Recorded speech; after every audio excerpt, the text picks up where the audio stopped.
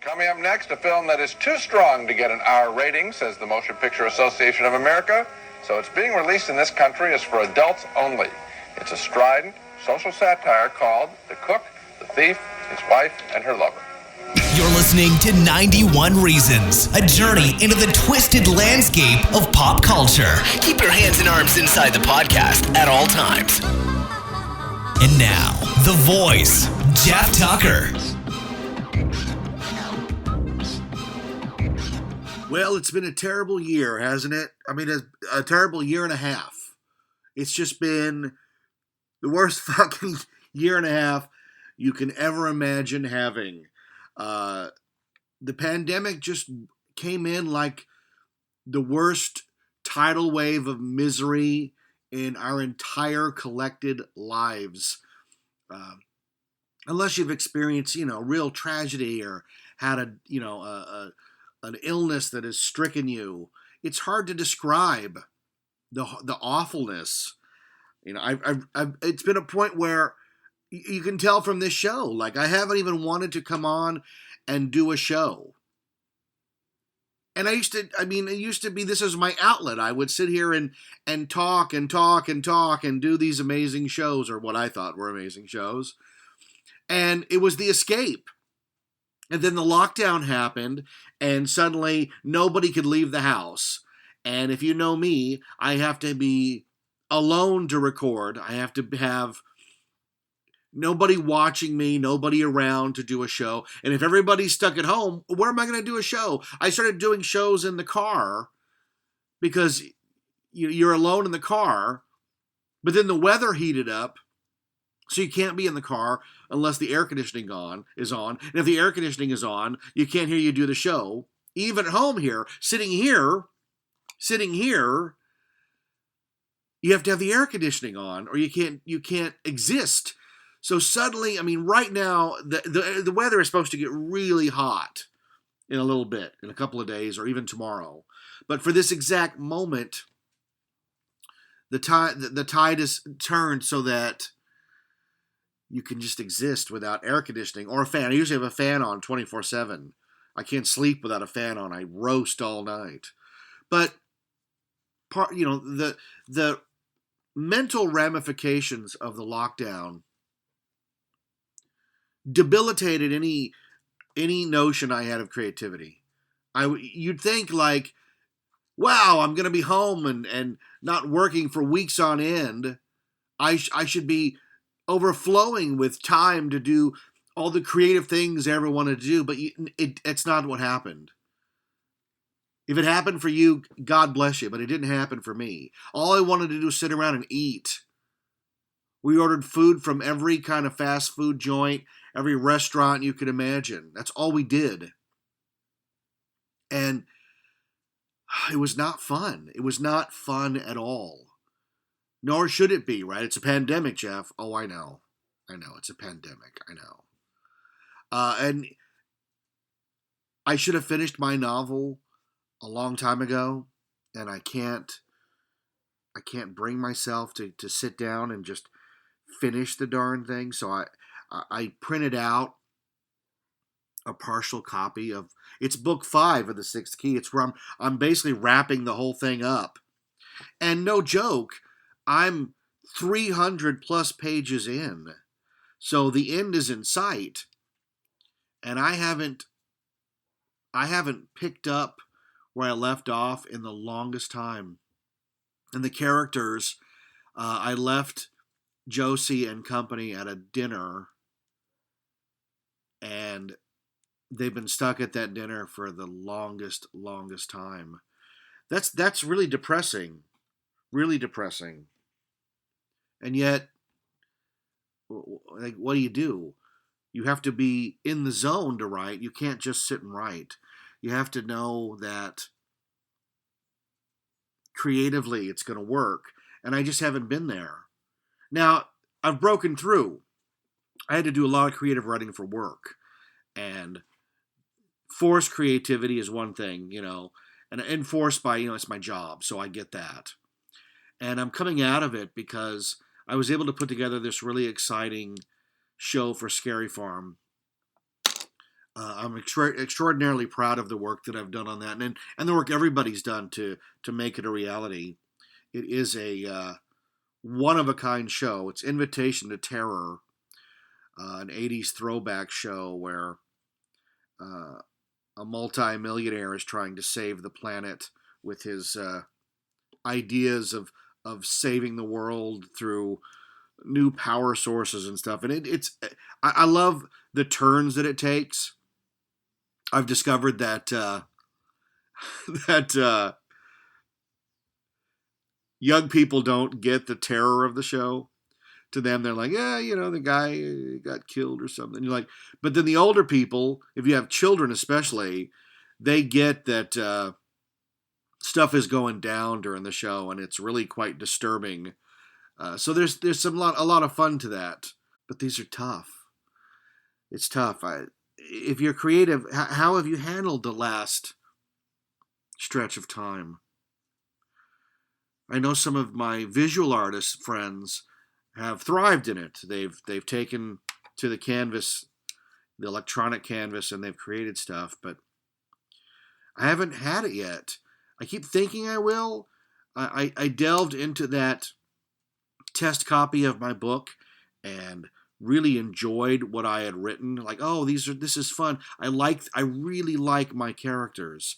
I like spending time with them, but I have not buckled down to finish those pages, even though they're waiting right there for me. They're waiting right there for me to take command and just finish up. So that's going to be my next thing. And then the other one is this. Like, I'm so sporadic on shows, episodes of 91 Reasons, that the show's almost non-existent. I was posting some reruns just to sort of keep the show going, but it's a tough road. It's a tough road. So, and then you go, well, I have a morning here. It's not too hot. It's not too cold. I have the house to myself. This is never, ever happens. If you're a married man, you know that you never get the house to yourself. So here I sit. And then you go, well, what am I going to talk about? Should I watch a movie and review it? And it just seems so pedestrian. Oh, let me watch the latest Marvel piece of garbage. Let me watch the latest this, the latest that. I want to go see Dune, but it's not out yet. James Bond's not out yet. Ghostbusters isn't out yet. There's nothing to go see at the movies. And the streaming stuff is just so bland. Oh my God, it's so bad. I try. I find myself gravitating towards older movies. Movies I've seen before, because I know what I'm going to get. You go to your favorite restaurant, so you're going to order the thing you've ordered a million times because you know what you're going to get. And they go, why don't you try something new? And you're like, I could, but what if it's no good? What if I've wasted my opportunity at this and picked something that was no good? I've watched some doozies of a movie. I think I talked on the show that I found a video store going out of business, and I bought hundreds of movies from this nice woman, and every once in a while I'll just grab one and put it on. I watched this movie with Margot Robbie. I think it's called Subway or The Station or Metro. I don't know. It all takes place at a English subway station, and it's maybe one of the worst movies I've ever seen. I put it in because Mike Myers is in it. Mike Myers hasn't been in a movie in years. And he graced the screen with his presence because he could be in makeup, You ever watch him on the Gong Show where he was in full prosthetic to create this new character? He's become Peter Sellers in that he can't ever just be himself or just act, dear boy. He has to have all this latex on his face to become somebody else. And the movie was so dumb. You can tell it was one of those green screen movies shot on a soundstage. They built very few sets, and they were going for style over substance. Because the substance that was there, the way the script was written, Margot Robbie's trying to take over the duties for this mob boss in England, and so she has to pit the other guys that already have the gig against each other, and it's all done through obvious lies, obvious subterfuge. Some of the reveals are so clunky that they come out of left field. Simon Pegg is in it, and how and why he gets dispatched in the film was numbingly dumb. Just numbingly dumb. And then at the end, you're like, I wonder who the mob boss is. Could it be Mike Myers under all that makeup? And they actually have a scene where it feels like the movie's ending. And you see the lowly janitor that's been present in every major event in the film. He goes into his janitor's lair and, removes his face and his teeth and his hair. And you're like, well, we knew he was the mob boss. There's no secret here. Maybe in a novel you could get away with it, but not on screen, not in a movie. And then the big twist, spoiler alert, not that you're ever going to find or watch this crap fest. Spoiler alert, Margot Robbie is twins. There's two of her in the movie. And she's been moving around quickly because there's two of her. And the mob boss is her father who had her mother killed. And so they're going to kill him. And I tell you what, the movie's bad when by the end, you just don't care what happens to any of the characters. Like, I'm just done with them. Can we end this movie already? And I remember watching it thinking, I could have watched something I liked in the same time period. And instead, I took a chance on this new thing, and it sucks. And that's why people don't try new things. Because you're worried about wasting your time, and this movie wasted my time. I couldn't believe it. When do these people have time to make all of this content that's coming out? We're at an embarrassment of riches in content. There's so much content being created right now. Oh my God, every streaming service has 40 new shows, and you can watch them all at once, all 9 hours of them, and you're like, any working actor that hasn't got a gig in one of these parts, you must be asking yourself, what's wrong with me? Because there's certainly enough work to go around. And then the other issue is you see the same 7 people in all these projects, and you're like, oh, well, that's why. Because I'm not one of the 7 people that must go to work to 6 movies a day. Give me a break. There's just so much garbage. All those streaming services. We subscribed to Paramount Plus for a week. I didn't see the point. We did it so Josie could watch iCarly, and it was terrible. What have I said sometimes? A lot of times, you can't go home again, folks. You can't go back to that well. You just can't. So you slip into familiarity. And iCarly was familiar, except everybody's 20 years older now, or 15 years older, or however long it's been. And the other issue, and this is just the technology, when you shoot all these shows and then broadcast them in high def, a lot of people don't look good. A lot of your favorite actors have not aged well. And it's not their fault. That's just the march of time. But then, they try to overcompensate and wear too much makeup or have work done, and then they don't look the way you remember they're supposed to look. And you're like, you should have just stayed the way. I mean, look at poor Jennifer Grey. Jennifer Grey got a nose job because she hated her nose. And the minute she got a nose job, no one wanted to hire her because, quote, she didn't look like Jennifer Grey anymore. But man, high def is a cruel mistress. I wanted to come on and talk about some of the worst movie-going experiences I've ever had. And there are some doozies. You ever go to I've always said on the show that when I go to the movies, I want to fall in love. I'm ready to love the movie that's on the screen. Let's fall in love and have a relationship that lasts years, and we'll see each other again and again. That familiarity, right? The movie should be so good, I want to see it again. But that doesn't always work out. And I'm not talking about, in this episode, I'm not talking about movies that are bad. Because I've been to the movies a million times and seen horrible, horrible movies. But I've also gone to the movies, and whether the movie's good or bad, the experience is just terrible. The first one I can remember, well, if I go way back, Poltergeist. I went and saw Poltergeist when I think I was 10 or I just turned 11. It was marketed as a Steven Spielberg production. Now, we know Tobe Hooper, quote unquote, directed it. But it was marketed as a Steven Spielberg movie. The guy who made E.T., the guy who made Raiders of the Lost Ark, the guy who made Close Encounters and Jaws up to that point. So I went and I begged my stepdad to take me to see Poltergeist. And I'll tell you what, it traumatized me for months on end.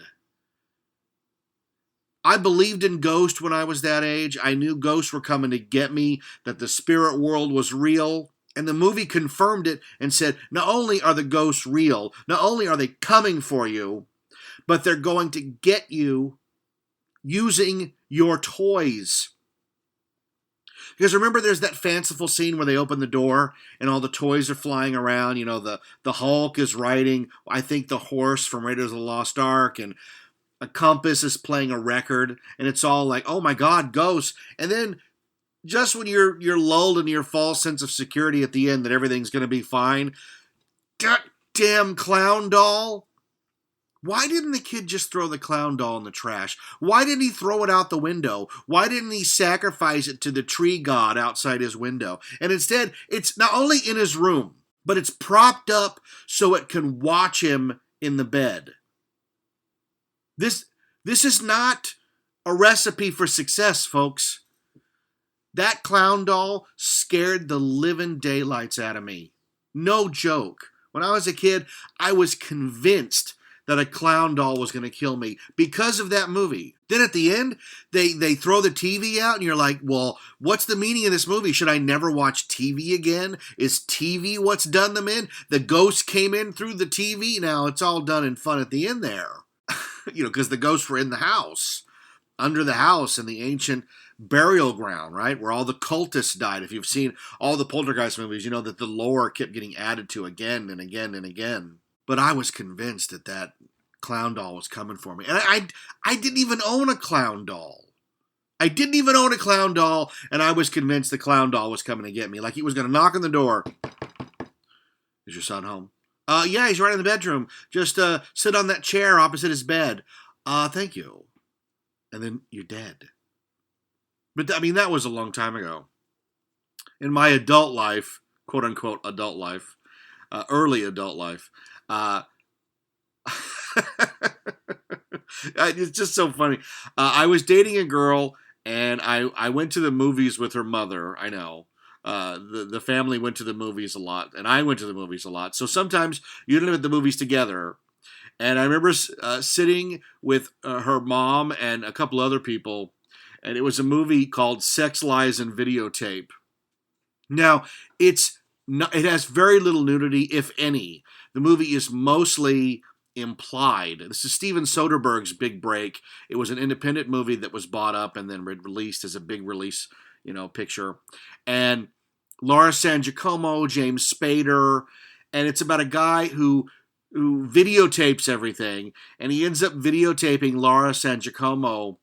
I think she's masturbating when he does it. And I just remember sitting there like, oh my God, I want to die. What am I doing here? Why am I in this theater? Oh yeah, it was the first time that here's the thing, if you know me at all, you know that I don't get embarrassed. It takes a lot to embarrass me. I have no shame. I just don't have that gene. This time, I just remember thinking, I wish the earth would just swallow me up. What if I went to the bathroom and just simply never came back? Like they could finish out the movie without me, and I'll join everybody at the end. Oh my God. But then, the movie rules are you don't leave the movie unless you're going to leave the movie. But I've never actually walked out of a movie. I've come really close to walking out of a movie, but I've turned movies off at home. Movies that were just so stupid or dumb. I'm like, look, I don't care how it ends. I'm done. But when you go to the theater, to the movies, the thought of leaving, I mean, it has to be a really big deal. When I was a kid, we went to the drive-in to see Close Encounters, and my mom drove us out halfway through. She said, he's making a mountain out of mashed potatoes. It's time to go. Now, I know as an adult that Close Encounters is a masterpiece. But it took a while to get there because I had to wait for the videotape to get to see it. Isn't that crazy? But yeah, Sex, Lies, and Videotape, man. I just remember thinking, oh my God, I have to get out of here now. The movie is designed to make you uncomfortable. It's designed for you to have an awkward conversation. But maybe with your significant other and not a mother or your mother or a mother. My mother and I went to see Something Wild, Jonathan Demme movie. It's Jeff Daniels, Melanie Griffith, and Ray Liotta. And it's a pretty straightforward, like, dramedy. Like, it has moments of comedy, moments of drama. It has a pretty intense ending with tension and who's going to get killed and oh my God. And then it ends on a light note of somebody singing Wild Thing at the end. But there is a pretty gnarly fetish sex scene in the middle of it. And I remember sitting next to my mother going, oh my God. If she looks at me, I'm going to die. Because I think I was, 15? Maybe 16? Not the movie you want to see with your mom. It just isn't. And the same thing happened with Bull Durham. Almost verbatim. I was like, oh no. What am I doing here? Get me out. Yeah. And then when I went to college, I took this one girl on a couple of dates. Nothing really happened. But our first date was the movies. You take a girl, dinner and a movie. The Dante Hicks dinner and a movie. And what did we go see? Presumed Innocent with Harrison Ford. A riveting courtroom thriller. Did Rusty Sabich do it, or did he not murder the young woman in his office? And will his wife, Bonnie Bedelia, stand by him? And their lawyer, the great Raul Julia. Now, this is Scott Turo's big novel turned into a movie. And you take a date to it because you think it's going to be like, I don't know, like Few Good Men, like And Justice for All, like a big courtroom thriller. And instead, it has scenes of a brutal fetish murder, right? And the whole time I'm like, they just keep talking about it over and over again. They keep talking about all this sex stuff in the movie. And then I'm like, on a first date, and I'm like, oh God, again. There's a recurring theme here, folks. And that's movies that are about sex sitting next to somebody that's uncomfortable and you don't want to talk about sex with. Or in the case of the girl I was on a date with, like, this is the last thing you want as the first topic of conversation. Now, I bet kids today are much different. I bet they're so different now that this is like child's play. But back then there was no internet. People didn't talk about this kind of stuff. There were no forums to go talk to with like-minded people like you. Nothing like that. So all these scenes in the movie, I'm just like, oh my God, this is deviant behavior. And I'm sitting next to someone I either respect or have affection for or something. I don't know. A first freaking date. Yeah, not a good... Presumed Innocent is not a good movie for a first date. If you take nothing from my podcast, it should be that. Presumed Innocent is not a good movie for a first date. Oh my God. Yeah, good times. Good times. Rachel and I, our first date, see, I don't learn lessons. I am stupid and I don't learn lessons. And the first movie that Rachel and I went to see was the Kiefer Sutherland movie called The Vanishing. And it's about a guy who Kiefer Sutherland is dating or engaged with a very young, not very famous Sandra Bullock, and she goes missing. So he moves on with his life, but he never forgets, that she vanished without a trace, and he's out to find out what happened to her. And then you also meet Jeff Bridges, who is a man who is insane, but also suffers from crippling claustrophobia. And how he gets through his claustrophobia is he kidnaps women and buries them alive. And that's what happened to Sandra Bullock. So again, another movie about, serial killers and death, and not just like, oh, he stabbed her. This is no. He buried her alive, and she suffered for days in a box. And then the movie ends with Jeff Bridges telling Kiefer Sutherland, I'm here to tell you what happened to your girlfriend, and you will find out exactly what happened to her. So Kiefer Sutherland willingly allows himself to be drugged and then wakes up in a box. And the rest of the movie is him in a box trying to get out. And if you've seen the Ryan Reynolds one called Buried, the whole movie's like that. But this one leads up to it, and the whole end of the movie, you're just like, oh my God.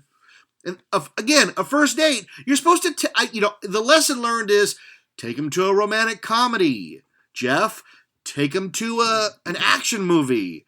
Gets the blood pumping. No, I take him to these thrillers that I don't think they even release in theaters anymore. These would all just be Netflix and streaming service movies, or something you'd see in Redbox. You'd go, Bruce Willis is in that? I mean, isn't that the phrase of the year? Bruce Willis is in that? Does he ever rest?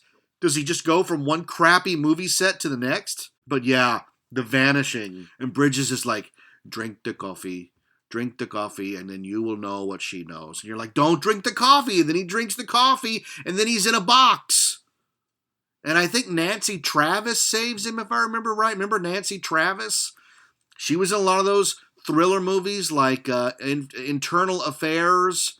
And, oh my God. I've seen some crappy movies, you guys. I mean, you knew that. If you've tuned in, you knew that.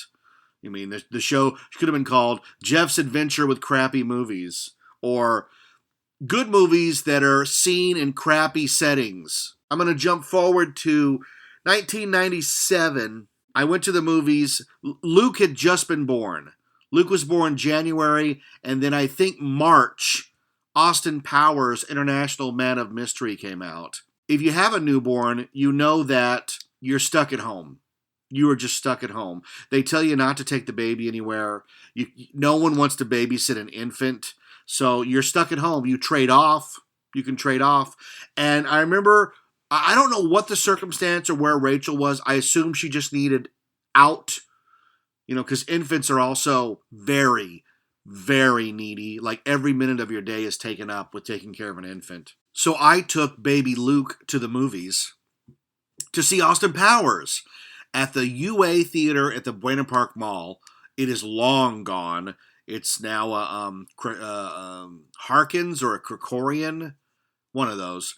But the UA used to be in the mall itself, and it was a really rundown theater. Not only was the theater run down, but it was built weird in that all of the theaters were on the first floor, and then the bathrooms were up a huge flight of stairs to the second floor. So if you had to go during the movie, you were in for the long haul.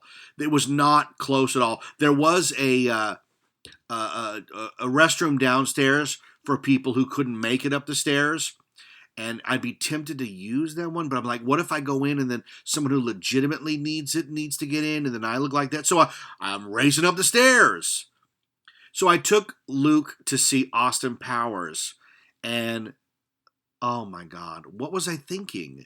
What was I thinking taking an infant to the movies?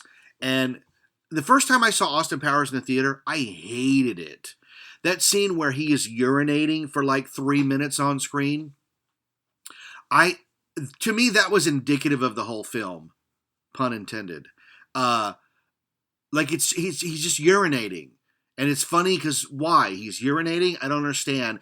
And that scene's fairly early on in the movie, so it tainted the whole movie for me. And here's the crazy part is that after that horrible theatrical experience of trying to soothe an infant and watch a movie, and I'll admit it, probably ruining the screening for everybody else in the theater. What was I thinking? Now, I did go first showing on a Tuesday or a Wednesday to try to minimize anybody that'd be in there. And I have been in movie theaters where I'm either the only one in there or there's like 2 or 3 of us in there watching a movie. You remember you went, I mean, does anybody go to the movies anymore? When they started building all these 20 screen multiplexes, there was always 5 or 6 theaters that were like closets. You know, they have the big prestige Friday night opening, big movie screens, and then like these little tiny theater. I remember Austin Powers being in a little tiny theater, so there wasn't a lot of seats and not a lot of people, and yet I was determined to ruin it for everybody, including myself. And again, the irony is Austin Powers then came out on VHS, and we watched it at work in between shows over and over until it became a classic. I mean, we watched Austin Powers so many times. Talk about a movie that benefited incredibly from home video release and warranted a sequel because of home video sales. Definitely. Because it was a VHS tape of Austin Powers that also had all the deleted scenes after the film, like you could just let it run. One of the first movies that, because of its reaction on home video, actually greenlit the sequel, which then went on to make a ton of dough. And then I ended up liking Austin Powers, the character, so much that Spy Who Shagged Me was one of the reasons I bought a DVD player. I hadn't converted to DVD until early 2000 when I went to Best Buy and bought a $350 DVD player and Spy Who Shagged Me and Matrix, because Matrix was made to be seen on a DVD. We're like, oh, it's state of the art. Named my kid Austin. So, yeah, talk about doing a turnaround, but that first showing was bad. You ever heard of a movie called The Cook, the Thief, His Wife, and Her Lover? Helen Mirren is in it, I believe. This is a mess of a movie. It opens with a guy getting beat and then urinated on, and then goes downhill from there. But again, this was a major theatrical release that I saw at the UA Cerritos on South Street. Not the one at the mall, but there used to be one next to Tower Records, and they had a lot of screens. I got to see an advanced screening of Misery there with Rob Reiner in attendance, and I got to talk to him for a few minutes. That was pretty cool. But I saw a lot of movies there, even though it wasn't that close to my house. But I went and saw The Cook, the Thief, His Wife, and Her Lover. It's a stupid movie. I've never seen it since. I don't care to see it since. I remember it being disgusting because most of the movie takes place while they're eating this giant banquet, and each dish looks worse than the one before it. But let's compound it, because in the parking lot of the movie theater was a Yoshinoya beef bowl. Do you remember these? There are not very many of these around. These had a big surge in the late 80s, early 90s, and they built a bunch of them. It's a bowl of white rice and sliced beef and onion on top.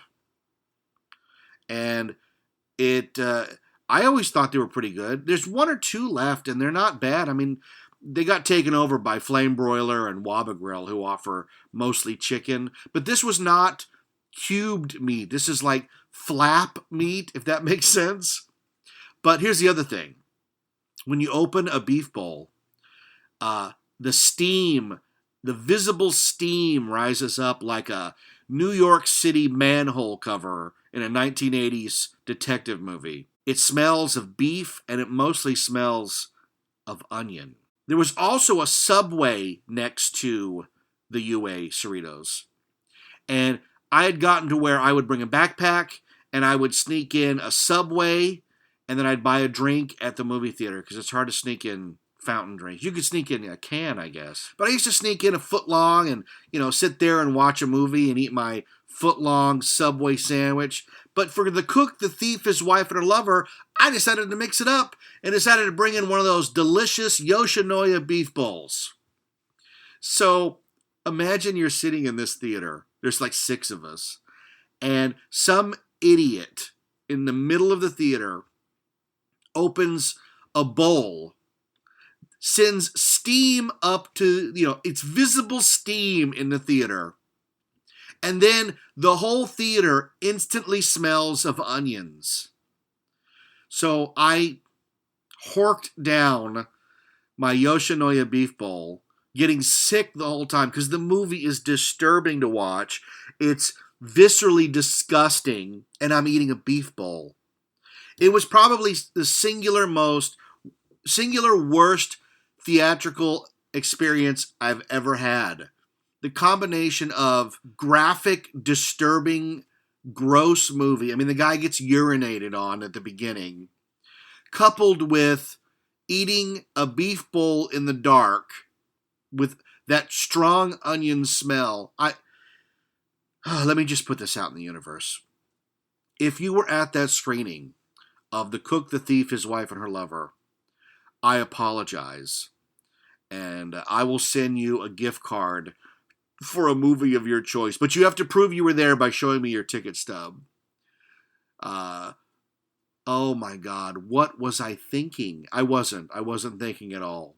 I really wasn't. That was the singular worst movie-going experience I've ever had. I mean, you could talk about the highs all day, seeing Batman 89 on the big screen, seeing Star Wars on the big screen when they re-released it in 97, the special edition. Forget about what Lucas screwing with it did, but more big screen event, and I'm not a kid. I mean, that was pretty exciting. But these awful ones you try to put out of your brain.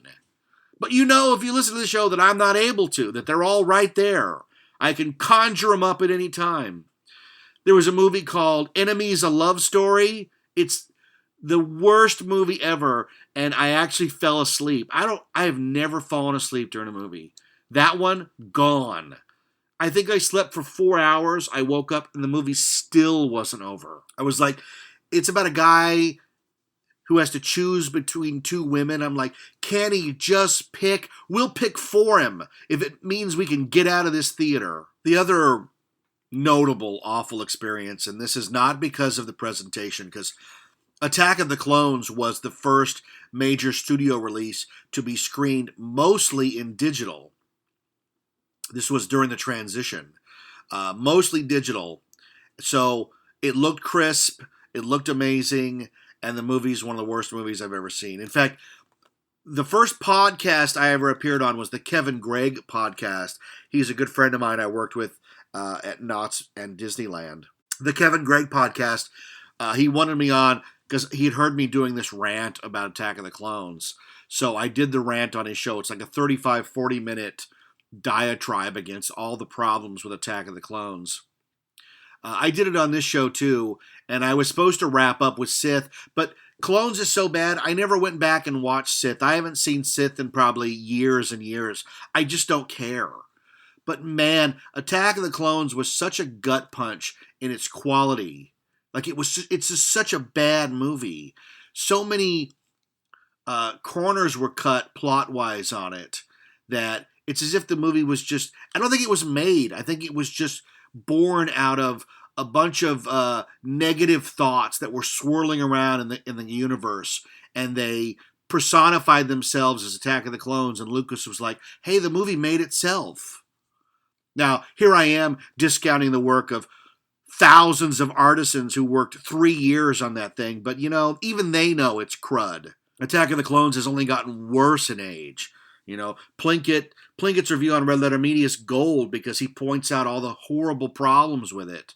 It's a terrible, terrible movie. And it was compounded that I had read Kevin Smith's review. Remember back when Kevin Smith had credibility? He said that Attack of the Clones was equal to The Empire Strikes Back. So my expectations going into that theater were really high. We went to downtown Disney.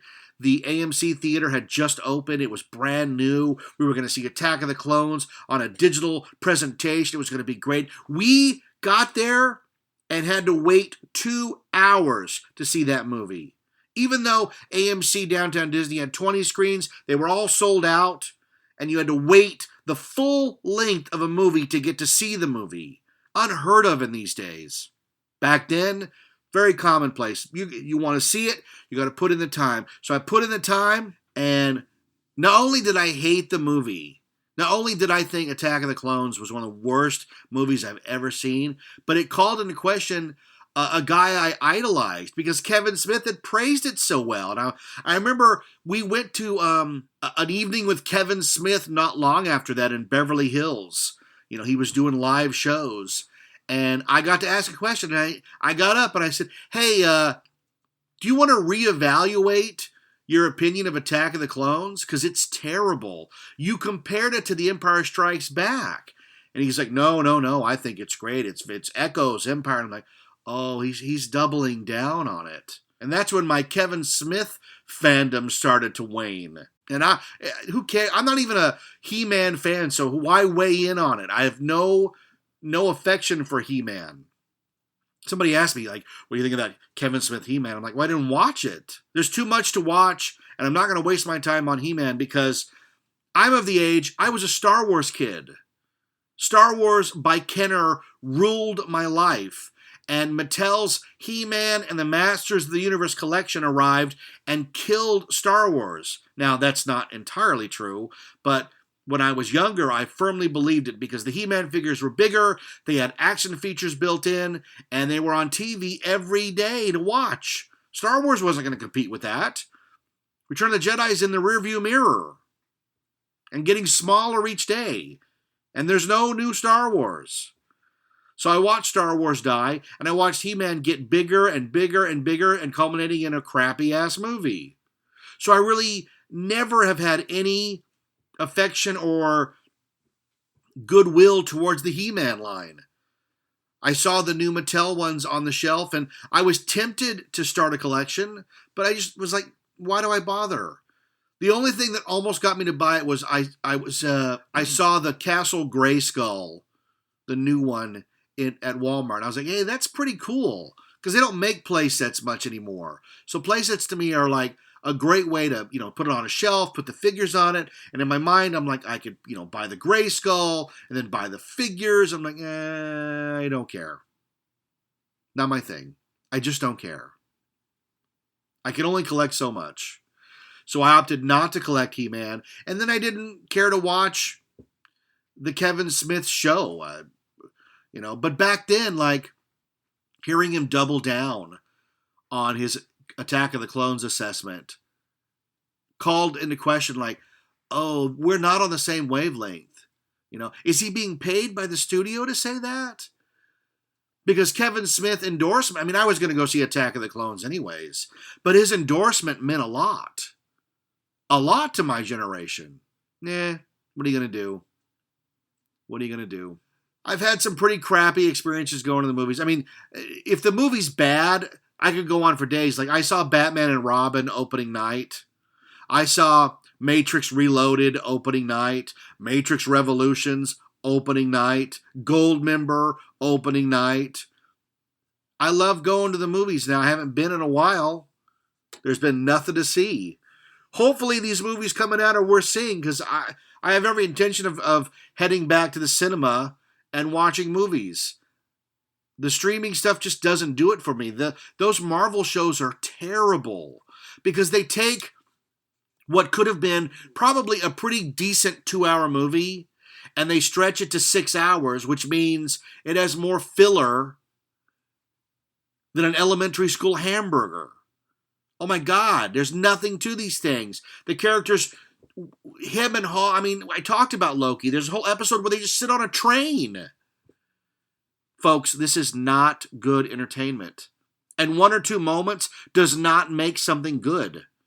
Phantom Menace has the pod race. Phantom Menace has the Darth Maul lightsaber battle. It's still a terrible movie. Attack of the Clones has what? The speeder chase and the arena battle, and then the clone battle, or, Jango Fett? Not enough for me to call it good. And Sith, I think I just blocked Sith out. Star Wars died. And here I am ranting about Star Wars yet again. What are you going to do?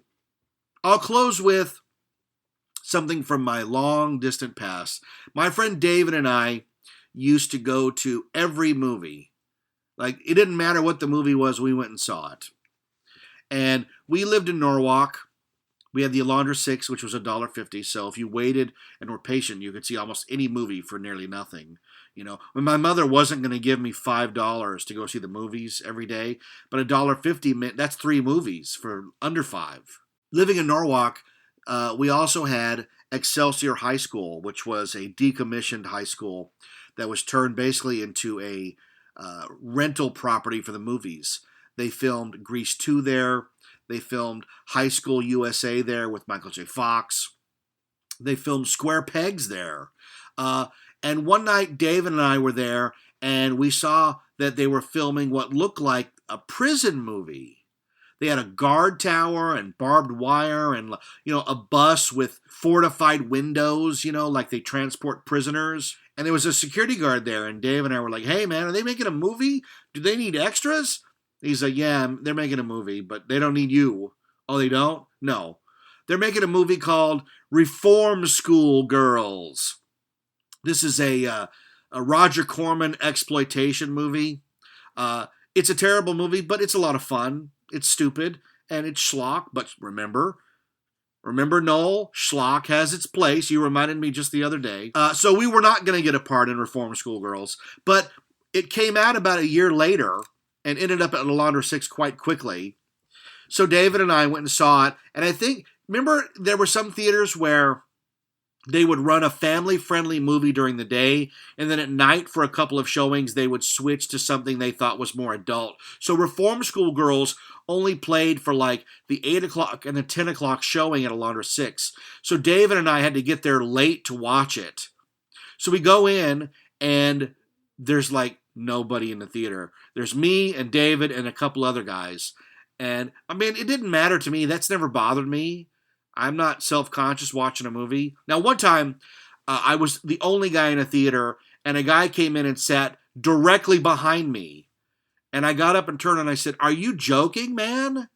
And I moved. Like, again, I don't have that embarrassment gene. I was just perturbed that he sat right behind me, so I got up and moved. But for Reform School Girls, David and I sat there. We watched the Los Angeles Times commercial, the trailers. The movie started, and I swear to God, the movie started, and one of the other guys in the theater walked up to the screen and urinated.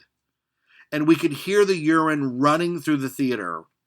So David and I got the hell out of there, because God only knows what's happening. And so we ended up having to watch Reform School Girls as a rental to see how it... you gotta know how it ended, right? Does she ever get out of the reform school, that girl? But that was the single most bizarre movie-going experience I've ever had, was the guy urinating in Reform School Girls. Oh my God. Hey, this has been fun. It has been really great to sit here and do an episode and to come back. And I'm sorry I've been gone so long, and I'll try to be back a lot sooner, because 91 Reasons means the world to me. It really does.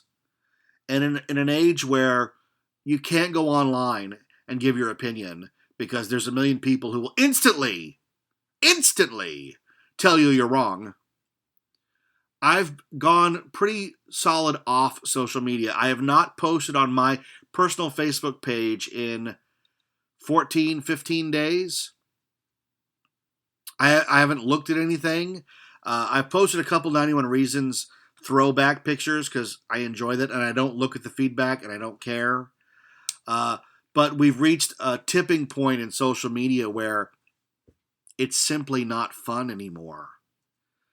I've tried to deny that for a while and go, well, there's certain people that I enjoy their posts, but it isn't fun anymore. You cannot have an opinion on social media because you're always wrong.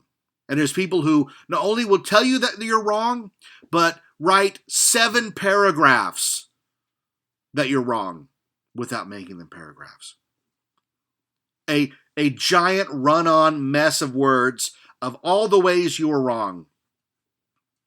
And I'm just not interested in that anymore. These are things that people wouldn't say to you in face-to-face. They feel comfortable attacking you in an online forum, and I'm just not interested in that anymore. Social media, for me, has run its course. I might go back on Facebook just to promote some things, but I am not interested in any arguments with anybody ever again. If you want to debate in real life, we'll get a coffee. We'll sit down. We can talk about whatever you want. It's not that I don't want to talk, but the online forum is just so sterile. It's so impersonal, and people go to areas that they wouldn't go in real life. I think that's the one takeaway. What's the saying? Boy, people say a lot of stuff on here that are going to punch in the mouth in real life. Now, I'm never going to punch anybody in the mouth. I'm not a violent person. I don't understand violence at all. The few times people have wanted to be violent towards me, I've acted with confusion because I just don't understand. You want to hit me because my opinion is different? I don't understand. But yeah, social media is just not fun anymore. Rachel left Facebook. Austin left Facebook. They're on Instagram. I'm not on Instagram. I'm not on Twitter. I'm quote unquote not on Facebook lately. So I'm just living my life, and I'm actually having a lot more fun. I learned it from a friend of mine. Noel told me, disconnect, and you'll feel better. In the last 2 weeks, I have felt better because I'm not interested in everyone's opinion on everything. I'm just not interested in a fight. Isn't that like, look how long it took me to get here. Look how long it took me to get here. Hey, if you're going to Not Scary Farm, check out Invitation to Terror at the Mystery Lodge. That's my show that I worked on. A lot of people worked on it with me. It was a real team effort. It's a lot of fun. The cast is stellar. The pre-show, I have actors in there that are just killing it. They are making it their own. Alan has been just bringing new ideas every time he shows up. And Jeff and Dario and Hannah, they're just rocking it in there. And the cast that does the show in the main show is rocking it. It has been such a positive experience. That's partly because I think the show is real solid. I'm really proud of what we're doing in there. And I have not read very many reviews because if you don't like it, I don't care. Okay? If you go like something else, I have no problem with you not liking it. It took a long road to get to that. I mean, I've always been like that in personal life, but social media has made it so the opinions you didn't want to hear, like it's like Clockwork Orange. It's like you're in a straitjacket and your eyes have been clamped open and you must see the other person's opinions. And I'm just, I'm not interested anymore. It's all become so tiresome. So tiresome. And it's a combination of the pandemic lockdown, living in California, home of the most strictest lockdowns in the country. Hey, shout out to Alan in Australia. We're pulling for you, man. Your government's gone crazy. May some form of sanity return to Australia.